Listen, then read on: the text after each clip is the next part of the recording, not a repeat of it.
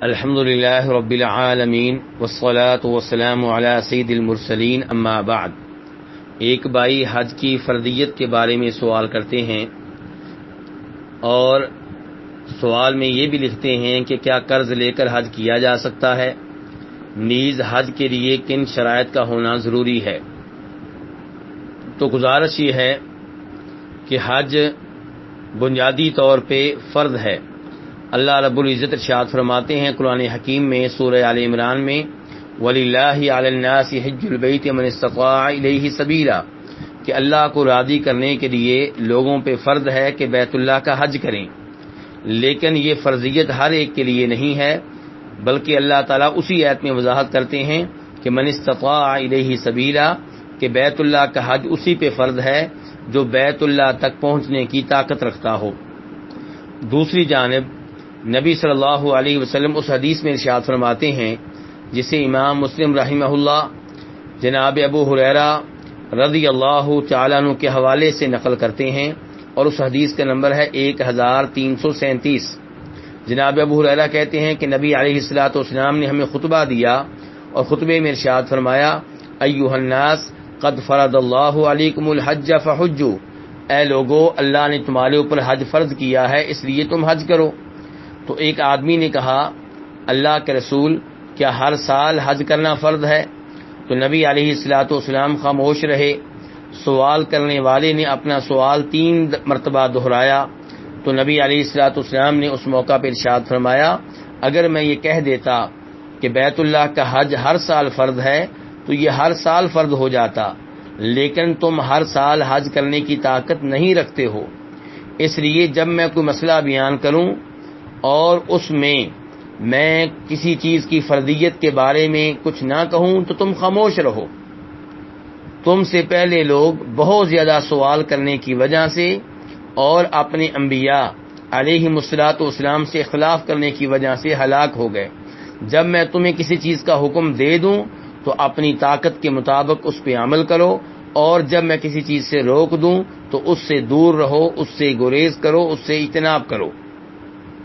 تو خلاصہ کلام یہ ہے کہ بیت اللہ کا حج مجموعی طور پہ فرض ہے، لیکن ہر ایک پہ فرض نہیں ہے۔ بیت اللہ کا حج اسی آدمی پہ فرض ہے جس میں چند شرائط پائی جائیں۔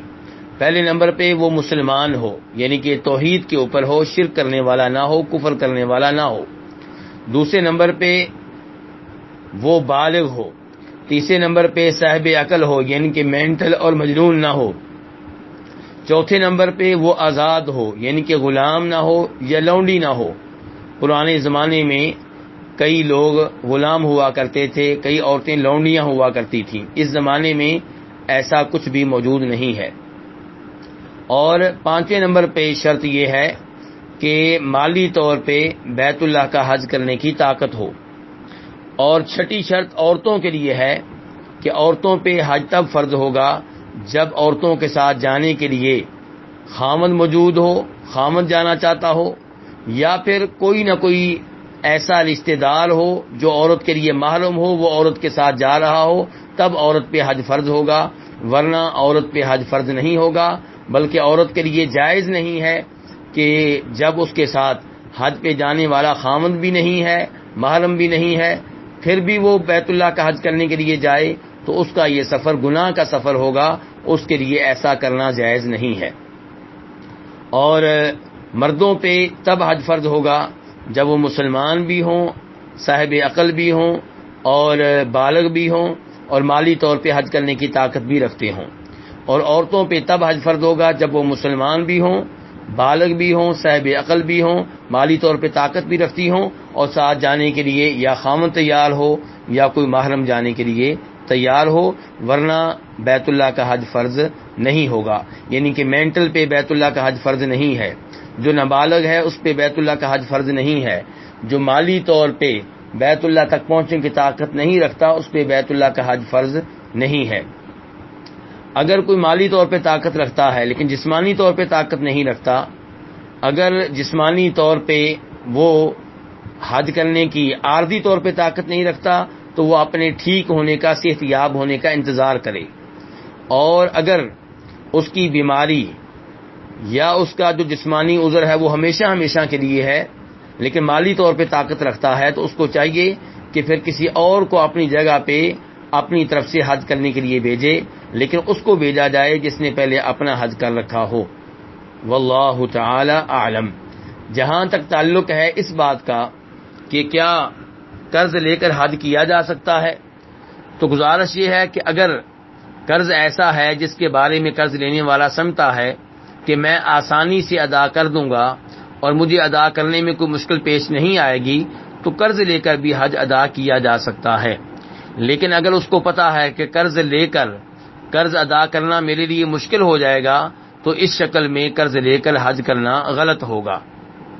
یہاں پہ اس مسئلے کی بھی وضاحت کر دوں، بہت سے لوگ یہ سمجھتے ہیں کہ جس کے ذمے قرض ہو اس کے لیے حج کرنا جائز نہیں ہے، جبکہ حقیقت میں ایسا نہیں ہے۔ اگر ایسا قرض ہے جس کے بارے میں وہ شخص جس پہ قرض ہے وہ سمجھتا ہے کہ میں حج بھی کر سکتا ہوں اور قرض بھی اپنے ٹائم پہ ادا کر دوں گا، تو وہ حج پہ جا سکتا ہے۔ اور اگر وہ یہ سمجھتا ہے کہ بیت اللہ کا حج کرنے کی وجہ سے قرض کی ادائیگی میں تاخیر ہو جائے گی، تو پھر اس کو چاہیے کہ پہلے قرض ادا کرے بعد میں حج کرے۔ واللہ تعالی اعلم۔